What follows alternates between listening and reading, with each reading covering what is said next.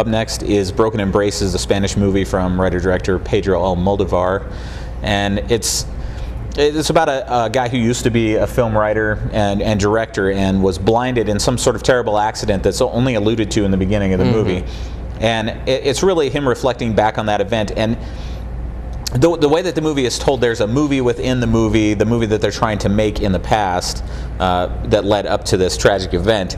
And I think the movie is really about, in a very Hitchcockian way, it's really about the way that we kind of shape the way stories are viewed. I mean, even literally in terms of the movie within the movie, it's originally cut to be used against the director. It's put together poorly. They use the worst takes and everything, and then you go back and recut it, and suddenly there's depth to the story. There's meaning to it, and it's sort of the same thing with life. I mean, you experience things when you're younger or whatever, and it's not until you get later in life and you have the foundation to reflect back on it that it really truly makes sense. And that's really where the movie is going. That, and clearly the director is a fan of Penelope Cruz, as he's worked with her since like '96 or '97, I think so.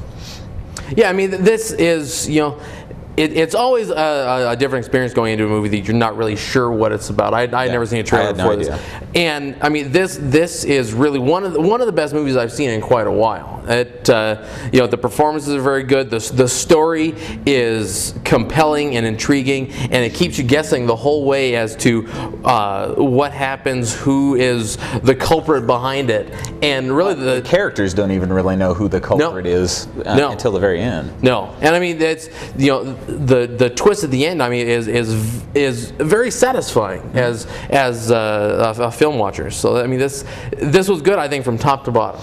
Yeah, and it's always tricky watching foreign movies because there's always sort of a layer between an audience that doesn't speak the language and the film itself. I mean, you're stuck reading subtitles, which I prefer to dubbing. Dubbing always kind of makes the movie a little silly.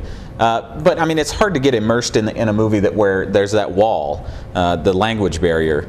But I mean, I didn't really feel that was the case here. No. And you really get the sense from the performers, certainly Penelope Cruz, of what's going on. So I really didn't feel that barrier, which I typically do with foreign films. Again, this is one that was released last year and is sort of trickling out to theaters. So if you get the chance, be sure to check it out, and I'm sure it will be on DVD very soon. We'll be right back.